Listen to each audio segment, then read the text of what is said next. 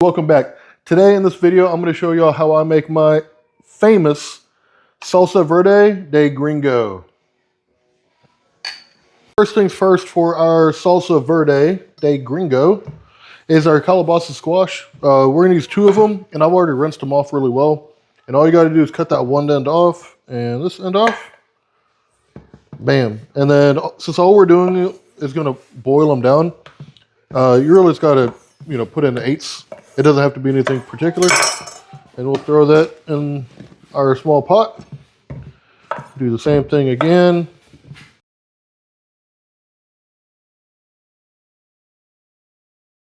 All right.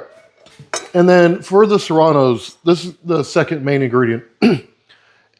1 serrano for this recipe will give you a pretty mild hot sauce. It's not mild, but it's not super hot either. Because we are using this primarily to put on tacos, and we like spicy food. I'm putting 4 serranos in there, and it is going to be spicy. If you want it for dipping chips, and you like it a little bit more spicy, maybe try 2 serranos.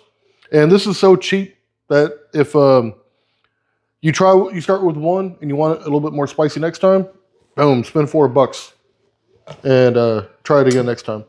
So I've washed the serranos also. And all I'm going to do is chop the ends off. You don't have to split them down the middle or anything unless you really want to. All right. Second to last thing will be about a 1/3 to a 1/2 of a white onion. So I will do about a 1/3, like so. And I'll chop it up just a little bit and put it in our pot. And the last thing for what we're actually going to boil down is some garlic. And I cannot stand doing garlic. If y'all have some super clever method of doing it, let me know. So we're going to peel off that outer shell and crush it. That way all that yummy flavor comes through.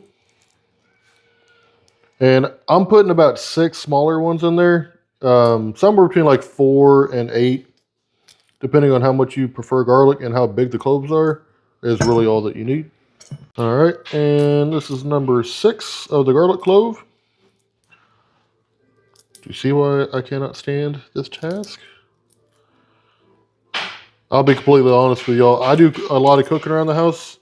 My wife kind of split it about 50-50, but I always just ask my wife to do the garlic for me. It is annoying. Oh, bam.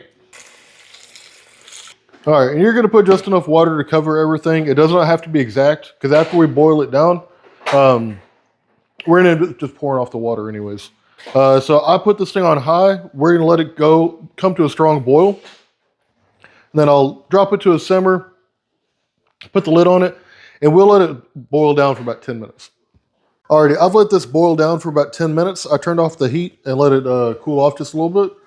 Now you're going to go ahead and drain off all the water.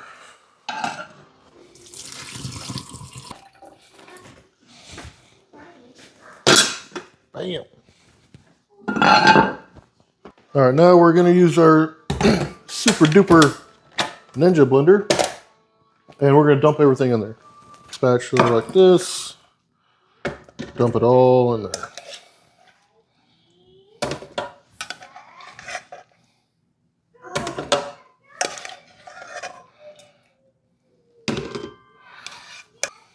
All right, and the last 3 ingredients we got here, you're going to take a whole avocado and put that in there. And you're going to put this in there after it's boiled, because you don't want to cook the avocado down.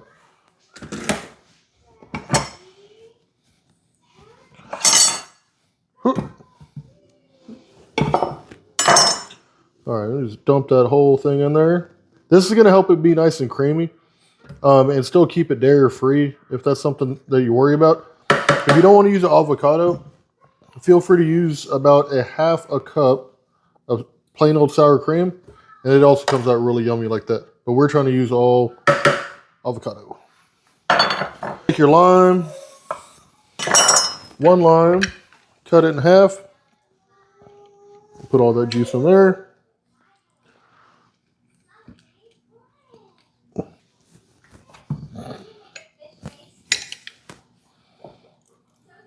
Final main ingredient is you'll take a bunch of cilantro. I like to cut off the ends. I'll give that to the chickens, and then I'll shove the rest in here.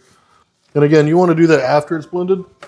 The cilantro stays nice and fresh that way, and you get a really good flavor. And that's all the main ingredients. If you've seen some of our YouTube videos, we love fajita seasoning. I've linked this stuff down below. Here locally, we get at HEB, but you can get it offline as well. This Fiesta brand fajita seasoning is awesome, and it's basically like garlic powder, salt, black pepper, and then most importantly, MSG. If you don't like MSG, you can just substitute salt. So you don't have to use that, but it really adds a good flavor. And because this is going on tacos, I made it extra spicy. I'm also going to make it extra salty. So I'm going to put 2 tablespoons of this fajita seasoning in there.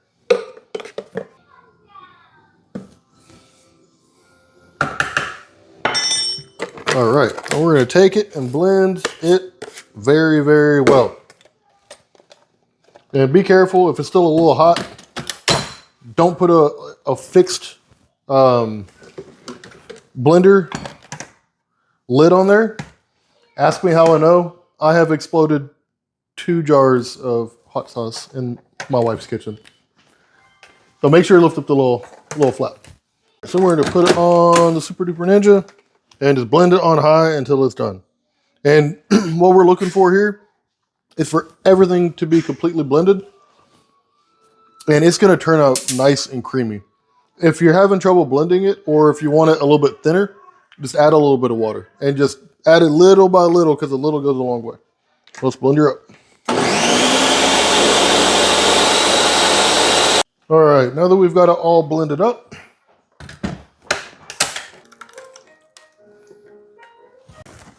all right, we adjusted the camera angle here a little bit for y'all so y'all can see the final product. Shit. Battery. Oh my gosh. All right, we got the Salsa Verde de Gringo all done. And I'm going to give my Hispanic wife some. And I'll try some, and we'll do our little taste test here. Her first. No, we'll both do it. Okay. Cheers. Okay, Cheers. Oh, that's yummy.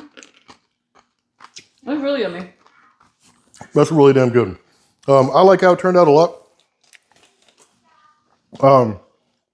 This is really good for dipping, as long as you don't mind the heat.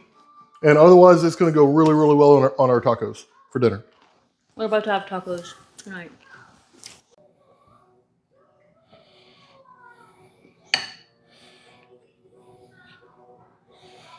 All right, let's see how this stuff tastes on my wife's wonderful tacos.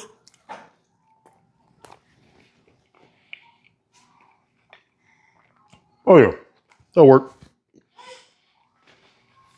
Oh shit, got a little kick it then. Okay. All right, folks, that's about it. I hope y'all learned something. I hope y'all like this recipe. We have many, many more coming. Thank you for watching. Please make sure to like, comment, and subscribe, or my baby girl will come get you. We'll see you next time.